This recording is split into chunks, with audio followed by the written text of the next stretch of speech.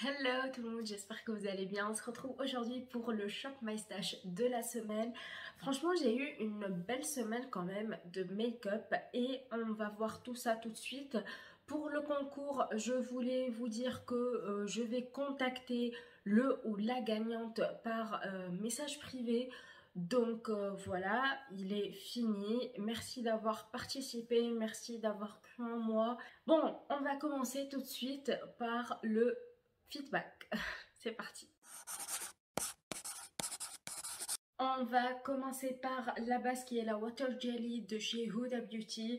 C'est la première fois que je la teste. Je l'ai dans mes tiroirs il y a déjà longtemps. Donc c'était le moment de l'utiliser franchement. Et honnêtement, je pense qu'elle est plutôt pas mal. C'est une base hydratante. Elle a donc un effet hydratant sur la peau. Sa texture est au début gélifiée, mais ensuite, quand vous l'appliquez, vous sentez que ça devient un peu plus aqueux. Et donc, c'est comme si vous allez appliquer de l'eau sur votre visage. C'est rafraîchissant. Et ensuite, quand elle commence à sécher, vous sentez que la peau, en fait, pas la peau, mais vous sentez que la matière est en train de bégayer un petit peu, je sais pas, de devenir un peu plus collante et ça va faire accrocher le fond de teint par la suite. Donc franchement, c'est une base qui est plutôt pas mal et je suis ravie de l'avoir testée. Parlons du fond de teint de chez Huda Beauty, le Luminous Matte Faux Filter Full Coverage en teinte Macaroon 230N. Et bon, ça a été une petite surprise pour moi ce fond de teint. J'ai entendu du bien et du moins bien. Il y a des gens qui l'aiment, d'autres qui regrettent que la première version de ce fond de teint soit discontinuée. Moi sincèrement, je n'ai pas testé l'autre version, donc je ne pourrais pas comparer. Mais je dois dire que j'ai bien aimé cette formule. C'est un fond de teint hyper couvrant, donc moi généralement je mets 2 pompes, mais quand je veux une couvrance moindre, je mets qu'une seule pompe et ça me fait tout le visage. J'ai quand même pas mal de cicatrices de boutons, donc quand je mets 2 pompes, j'y vais et j'ai toutes mes imperfections qui sont cachées. Et il a un effet, je dirais, semi-mat. Vous n'allez pas avoir la matité, par exemple, du fond de teint de chez Joe Cosmetics, le Crème Foundation, je crois, où vous n'allez pas avoir cette luminosité. Je sais pas si ça se dit, luminosité du fond de teint. Je sais pas moi, peut-être le Urban Decay là, le Hydrator. Donc c'est entre les deux et j'aime bien. Par contre au niveau tenue, il ne tient pas tant que ça. À la fin de la journée, je me retrouve avec un masque plein de fond de teint. Après je vais essayer de le porter sans masque, mais c'est assez dur de nos jours. Donc voilà, je vous tiendrai au courant. Mais pour le moment, niveau tenue, c'est pas ça. Peut-être qu'il faut que je change de base aussi. On va voir.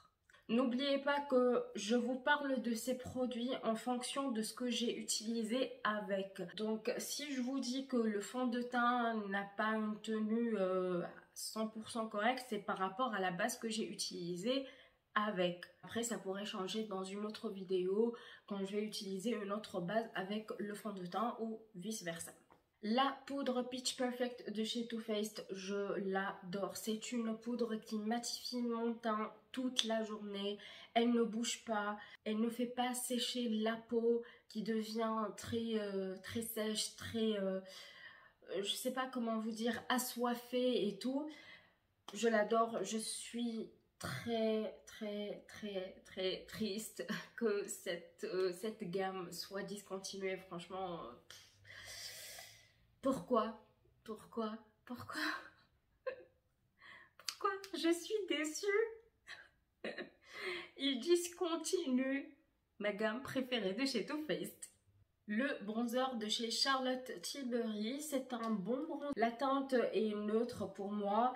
Voilà, ça marque bien sur mes joues. Je n'ai pas eu de soucis d'estompage et tout. Ça se fond bien dans la peau. Ça se fond bien dans la peau.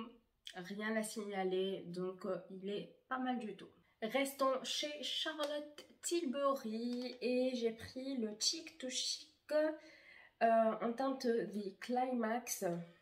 Donc c'est le blush. Je vais vous montrer la teinte. Donc la voici, la voilà. En fait, je sais pas ce que je pense de cette teinte-ci parce que j'en ai une autre qui est pas mal, que j'aime bien mettre de temps en temps. Mais j'avoue que là, alors j'ai un problème avec la teinte. C'est pas le blush en tant que tel qui me pose problème, mais plutôt la teinte. Pourquoi? Parce que j'ai l'impression que ça fait un peu trop foncé sur ma peau et j'aime pas énormément le rendu. Je suis pas hyper fan. Ça c'est un petit hic, mais je devais le dire quand même. Là, je pense que vous ne le voyez pas, mais en fait, sur cette joue, il y a comme une tache qui n'est pas vraiment une tache. Il est hyper pigmenté, donc je me suis retrouvée avec une grosse tache. Je vais répéter ce mot, mais j'essaie de vous faire comprendre le truc. Voilà, par rapport à cette joue, c'est nana. Et là, c'est mieux. Je pense qu'il faut que j'apprenne à doser avec ce blush. Dernier produit de teint, je crois, c'est le highlighter de chez Becca. Malheureusement, vous ne pouvez plus le retrouver. Et du coup, c'est le Shimmering Skin Perfector Pressed Powder. C'est le On Your Light. Et cette teinte est magnifique. Magnifique, c'est un rose avec, avec des sous-tons dorés. Les reflets sont hyper beaux. Franchement, quand je l'utilise tous les jours, je me dis waouh, qu'est-ce que ça envoie. C'est subtil, en même temps ça se voit, ça envoie de la lumière et il n'y a pas de paillettes. Franchement, il est top. C'est assez regrettable que Becca ne soit plus parmi nous. Mais bon, écoutez, je dois quand même utiliser mes produits.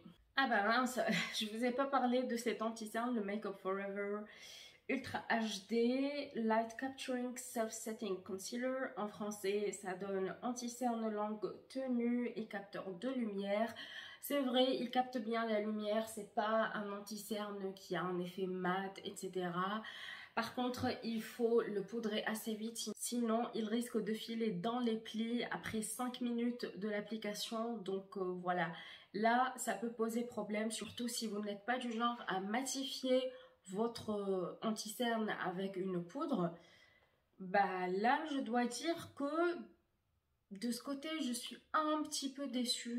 Parlons de ces deux palettes. Donc cette semaine, j'ai utilisé principalement la Norvina Volume 4, pardon, de la gamme Norvina Collection, qui se présente comme ceci. Et vous allez être étonnés, mais je n'ai fait principalement que des make-up assez neutres avec. Oui, là, vous allez vous dire, mais Léra, c'est une palette hyper colorée. Et ben non, en fait, il y a pas mal de teintes neutre dedans et c'est ce que j'ai aimé dans cette palette. J'ai utilisé principalement les marrons, j'ai mis aussi ces paillettes là au jour de l'an et puis cette teinte cils A1, elle est magnifique, magnifique. Moi je l'ai eu en cadeau, enfin en fait non pas en cadeau, je me suis fait le cadeau. Je me suis acheté le cadeau pour moi. Donc, c'est un cadeau de moi à moi. Elle est ultra pigmentée. Les fards lumineux se travaillent bien au doigt. Maintenant, au pinceau, ils peuvent faire des chutes. Donc, voilà, à manipuler avec précaution, on va dire. The Peachy Matte de chez Too Faced, qui est une palette de mat. simplement de mat. Je l'ai utilisé 2-3 fois il me semble. Aujourd'hui je me suis maquillée avec, j'ai utilisé le fard Peach Sangria qui est ici et le Peach Punch. Et puis pour neutraliser un petit peu ma paupière, j'ai mis le Peach Meringue. Voilà, tout simplement. Avec ça, j'ai utilisé le fard liquide de chez Beauty Bay que j'ai dans mon projet Partners in Cream et le tour est joué. Bah, elle est pigmentée, elle est pas mal du tout. Franchement, pour la qualité Too Faced que je connais habituellement, elle rentre dans les palettes qui ont une bonne qualité. Passons maintenant aux lèvres. Je vais commencer par ces deux glosses de chez Fenty Beauty que j'ai eu dans le kit de Noël. Il s'agit de la teinte Hot Chocolate Fantasy qui est comme ceci. Elle est magnifique. Et l'autre teinte c'est Champ Stamp Fantasy qui est plus claire. Alors, j'ai utilisé ces glosses avec un rouge à lèvres en dessous. Celui-ci, c'est pour avoir une teinte un petit peu plus claire, pour repulper les lèvres. Et celle-ci, elle est juste magnifique. Franchement, j'adore cette teinte. Il y a des paillettes de toutes les couleurs, enfin de toutes les couleurs, j'exagère, mais duochrome et tout. Et je l'ai utilisé aujourd'hui. Bon, là, je n'ai plus grand-chose, mais je vais essayer de vous remettre... Il y a des paillettes duochrome, mais... attendez, j'espère que vous allez voir hein, sur la caméra. Vous ne voyez pas grand-chose. Non, vous ne voyez pas grand-chose, mais je vous jure, il y a des paillettes duochrome. Attendez, je vais essayer de vous montrer. Je vais essayer de vous montrer. Je sais pas. Focus, s'il te plaît. Oh. Vous devez me croire sur parole. Je n'ai jamais été en extasie devant un gloss. Et pourtant, celui-là, il a réussi à m'avoir. Les rouges à lèvres maintenant, le Southside de chez Beauty Bay que je vous ai mis dans le concours. Bon, là c'est le mien, hein, mais je vous ai mis un autre qui est neuf bien sûr. Cette teinte est magnifique. J'ai principalement utilisé ce rouge à lèvres en fait. Et celui-ci, je l'ai mis qu'une seule fois pour vous dire la vérité. J'adore. Son odeur me rappelle les bonbons dragés là de mariage et tout, ça me fait du bien de penser à ça. Peut-être un jour, on ne sait jamais. Ce rouge à lèvres a un effet crémeux. Il est confortable sur les lèvres. Il tient moyennement dans la journée, je dois dire. Je pense que bon, c'est le genre de rouge à lèvres que vous devez réappliquer à chaque fois. Et le Dominique Cosmetics, c'est un rouge à lèvres plus crémeux. Il est plus lumineux que le Beauty Bay. Marronné, parfait, nude pour tous les jours. Donc voilà, je pense que j'ai fait le tour de tous les produits que j'ai testés au cours de cette semaine. Je vous laisse maintenant avec le Shop My Stash pour voir qu'est-ce que j'ai choisi. C'est parti, on commence par la base et cette fois-ci je vais choisir celle de chez Origins. Donc c'est la Original Skin de chez Origins qui est une base rafraîchissante et perfectrice à l'épilobe et qui joue aussi un rôle sur la tenue et la longévité du fond de teint. Donc je vais essayer de la finir parce que en fait je n'aime pas l'odeur. Je n'aime pas l'odeur, ça me rappelle l'odeur de Fairvex, vous voyez, l'orange que je n'aime pas du tout. Et donc c'est pour ça que je vais utiliser cette semaine et je pense la finir bientôt. Côté fond de teint maintenant, je vais prendre deux fonds de teint pour les mélanger ensemble. J'ai en tête de prendre le Stay Naked de chez Urban Decay, que j'ai en teinte 10WY et qui est beaucoup trop clair pour moi. Et avec ça, le fond de teint stick de chez Bobbi Brown qui est le Skin Foundation Stick tout simplement. Et la teinte est trop foncée pour moi. Donc je vais les mélanger et ça va faire un petit beau combo. Le concealer maintenant.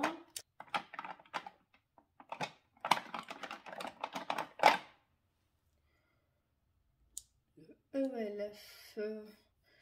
Le ELF, je ne sais pas quand est-ce que je l'ai utilisé. Mais franchement, il est pas mal du tout. Bon, je vais partir sur le ELF, qui est le 16 Hour Camo Concealer. Alors, pour la poudre, je vais prendre celle de chez Marc Jacobs, que j'ai depuis un bon moment. C'est la Finish Line en teinte invisible 34. Bon, elle est encore fermée, je ne l'ai jamais utilisée. Donc je pense qu'il est temps de la tester et de voir ce que ça donne. Même si on ne peut plus trouver Marc Jacobs, il me semble. Donc c'est assez regrettable quand même parce que j'aime bien cette marque. Pour le blush, on a pas mal d'options.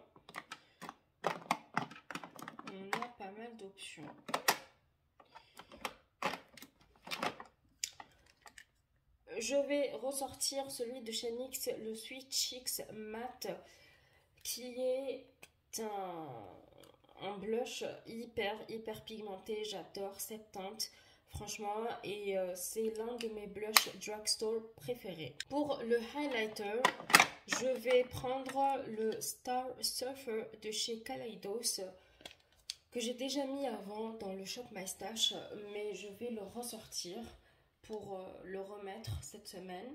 Le bronzer maintenant, je vais mettre celui de chez Cover FX. Alors, ah oui, c'est celui-là.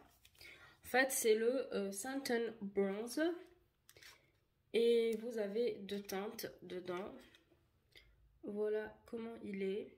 Je trouve que la teinte est trop foncée pour moi. Peut-être que c'est pour ça que je ne l'aime pas trop. Et bon, à part ça, j'aimerais bien l'utiliser un peu plus. Donc c'est pour ça que je vais le ressortir maintenant. On va prendre une palette pour le teint. Parce que ça fait longtemps.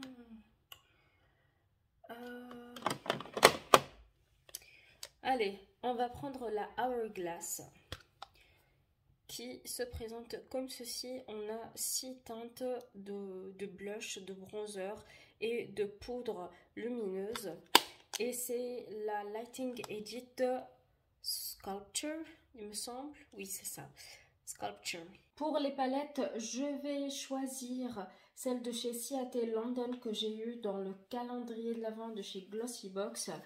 Elle se présente comme ceci. Je pense que je vais rester dans les mêmes teintes que la Peachy Matte et la Norvina 4 puisqu'on retrouve presque les mêmes tonalités. Et comme je n'ai pas encore touché cette palette, j'aimerais bien la tester et vous donner ce que je pense. Ensuite, on va prendre une autre. Et cette fois-ci, ça sera autour de la Gingerbread Extra Spicy de chez Too Faced. C'est l'édition de Noël de l'année avant-dernière. Voilà, ce sont des teintes chaudes. Et comme ce n'est pas la palette que j'ai beaucoup touchée, je pense que cette fois-ci, il faut que je joue avec. Pour les rouges à lèvres, je compte bien prendre un rouge parce que ça fait longtemps que je n'ai pas porté du rouge sur mes lèvres et je vais partir soit sur le 95 de chez Sephora, soit sur le 01. Et finalement, je vais choisir celui-ci parce que l'autre fois, j'ai mis le 95 et maintenant, c'est autour du 01. Et comme teinte un petit peu plus nude, je prends celle-ci qui est la 41, toujours de chez Sephora. C'est C'est un bois de rose assez foncé qui tire vers le marron.